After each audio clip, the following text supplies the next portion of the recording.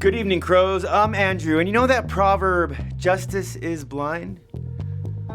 Well, when the blind part is taken literally, innocent people can go to prison for a very long time, and that's just what happened in tonight's story when a 19-year-old nursing student broke down on the way to see her father and was brutally murdered.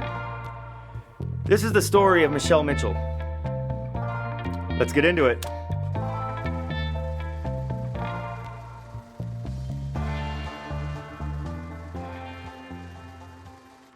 "1976 was a big year for the United States. Jimmy Carter, a one-term governor and peanut farmer from Georgia, had won the presidency. Rocky, a little film written by Sylvester Stallone, was released in theaters.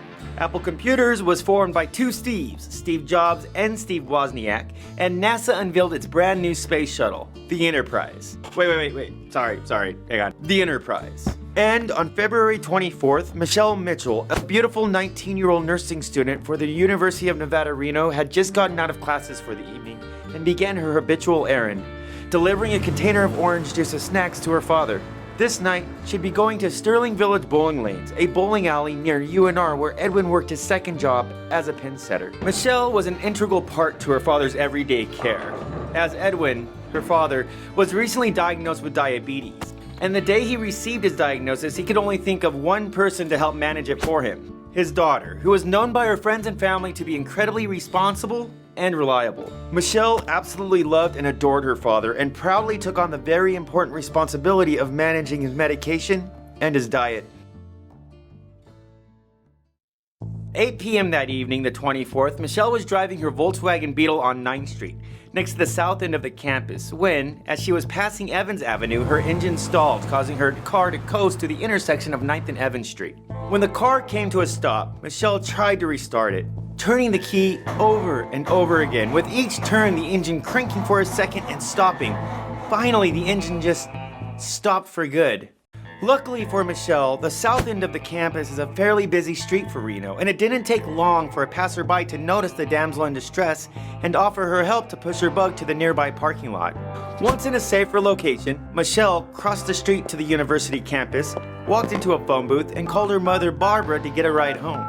Her mother Barbara answered the phone and didn't hesitate. She threw on her shoes, grabbed her keys, and jumped in her car, only taking about 30 minutes to get to the area where her daughter was at.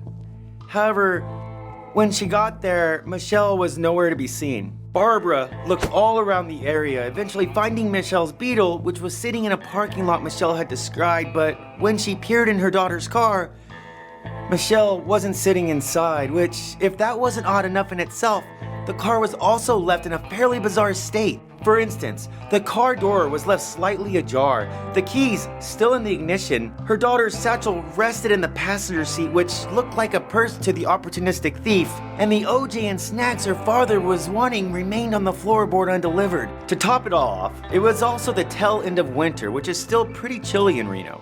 And on that particular day, the highs were about 55 degrees Fahrenheit, the lows about 22, so at the time Barbara was at Michelle's bug, about 9 p.m., it was getting pretty chilly. All these things just added to Barbara's confusion. I mean, it just didn't make sense. It was like Michelle just completely vanished. The next morning, not hearing from Michelle, the parents called the police and met up with them at Michelle's car, which was still in the parking lot, still in the same state it was in last night. Barbara, Edwin, and the officers then spent hours canvassing the area. They went door to door, knocking on the surrounding businesses, homes, frats and sororities, asking anyone and everyone in the area if they had seen Michelle. The police even brought a canine, but it failed to follow Michelle's scent from the phone booth. While all that was occurring, a few hours later, a 911 call was made. The caller, frantic, demanded that the dispatcher send the police to his house. He needed them now, and before hanging up, he said his address: 333 East 9th Street. When the officers got the call and heard the address, they realized they were already in the area. The address was literally right down the street. So they stopped what they were doing and rushed over. When the officers arrived, they were greeted by an elderly couple in the driveway. The man then triggered his garage door, causing it to slowly open. The garage's interior lit up from the lights that spilled in from the outside. That's when they saw it, lying in a pool of drying blood. Her hands had been bound behind her neck. The officers walked up to the body, and when they turned it over, they recognized the body immediately. It was Michelle Mitchell. She only had one wound on her body, a deep cut to her neck, which was the cause of her death and the reason for all the blood. Other than that, she had no other wounds, meaning she probably didn't know the attack was coming. Forensics determined she didn't die instantly after her throat was slashed. She either struggled with her attacker or stumbled around after being left for dead, but what they could determine is that by the state of her body, it must have happened shortly after she had broken down.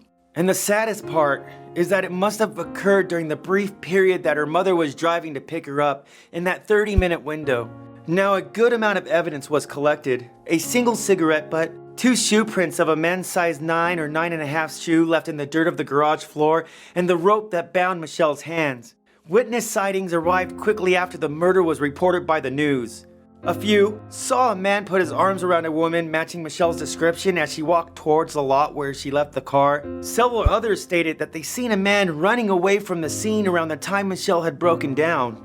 And then there was the fraternity brothers at the Sigma Alpha Epsilon house, which is located just blocks from the garage on 9th Street. They said they saw a man leaving the area pretty quickly and with intent. But last but not least, a woman driving down 9th Street said she almost hit a man who bolted in front of her car. The man appeared to have blood on him and seemed to be holding something in his jacket. The flurry of sightings during the first few weeks of the investigation kept hopes high. A profile of the killer was conducted, the detectives figuring it was definitely a man. However, the investigation froze just as fast as it started. Tips stopped coming in after just a few weeks. Eventually, the case became what every loved one fears in this situation. Michelle became a cold case.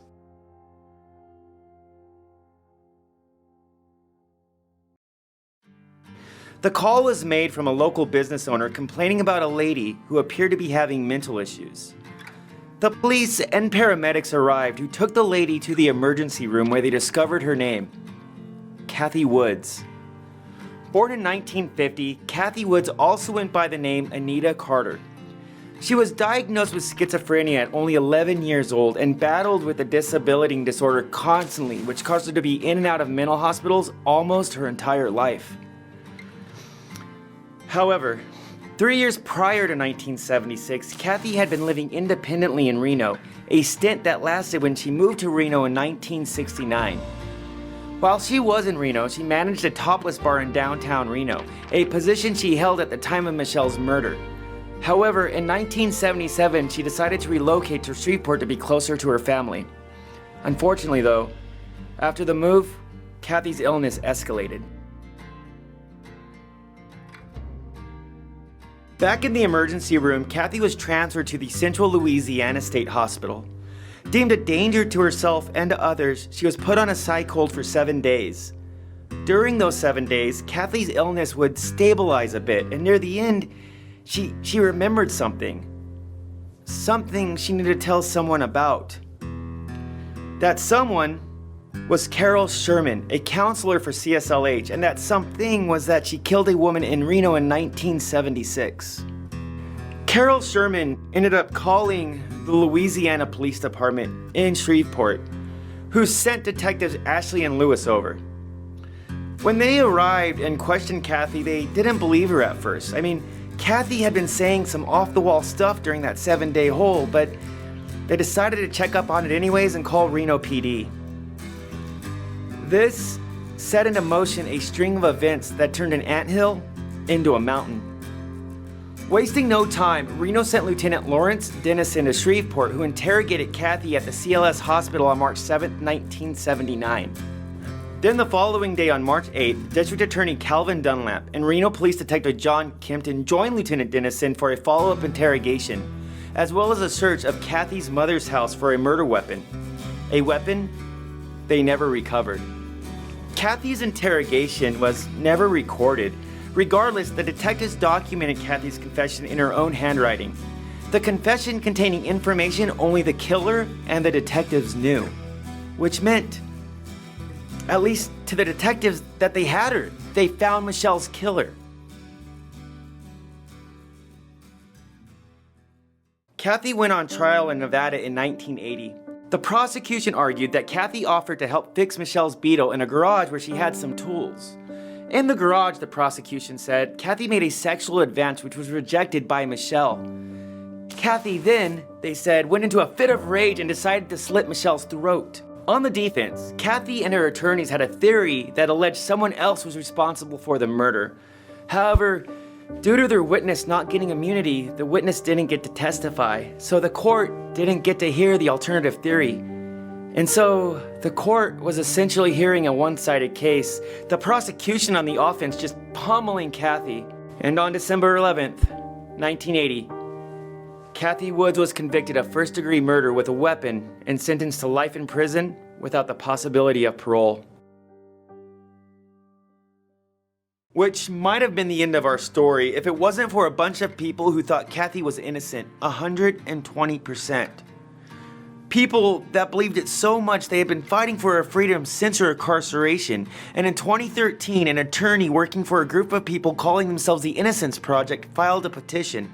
A petition requesting DNA testing to be performed on the items recovered in Michelle's murder. And the results of the DNA test shocked everyone. Bottom line, the DNA test did not match Cathy to any evidence and instead identified male DNA on the cigarette butt found next to Michelle's body. The male DNA was sent to the FBI's National DNA Database, but no matches were found. That is, until a year later.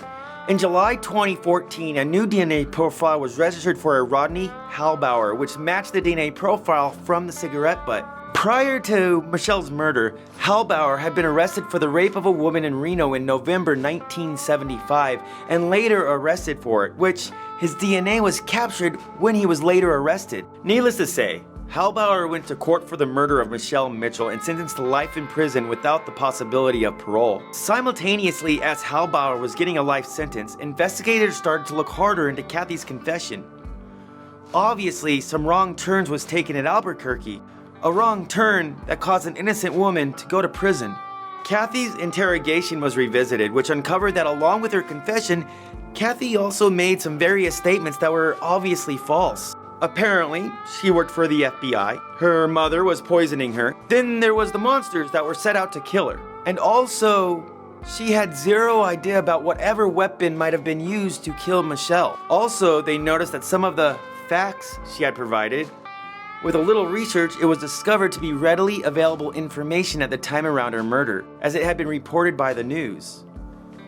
However, that leaves the big question. How did she know the private case information that only the murderer and the detective knew? Well, investigators uncovered the reason for that as well. You see, she really didn't know the private facts at all, but the detectives questioning her did. Which, to say they led her questioning would be a huge understatement. More correctly, it's like if she wasn't actually writing her confessions in her own handwriting, the detectives might as well written it for her. Cathy Woods was exonerated March 6, 2015. She served 30 years in prison and became the longest ever wrongfully incarcerated woman in U.S. history. After her exoneration, lawyers for Cathy filed a federal lawsuit against the city of Reno, 2 former Reno officers, the former district attorney, 2 former Shreveport officers, and the doctors who treated Cathy in Shreveport, which, in the fall of 2020, Cathy Woods settled for $3 million for the time in prison she spent for a crime she didn't commit.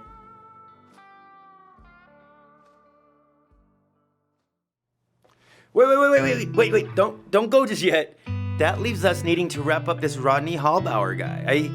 I mean, who the heck is he, right? Well, he turned out to be a suspected serial killer with a death count up to about 5 right now. But, actually, now that I think about it, Rodney is a story all in himself. We'll tackle that story in the next video, the Gypsy Hill murders. So, subscribe. We're getting to it. But other than that, crows, that is the story of Michelle Mitchell, and at the same time, Cathy Woods. Two people that had their lives horribly destroyed. At least one of them found a little relief. But with that said, if you made it this far, it's now my time to tell you thanks. Thanks for watching and supporting. I really appreciate it. And if you could subscribe and like and maybe throw your 2 cents in the comments below, it helped me out a lot. And as always, know that you're loved and appreciated. If you haven't heard it today, let me be the first one to tell you you are loved and appreciated. I'll see you in the next one. Later, crows.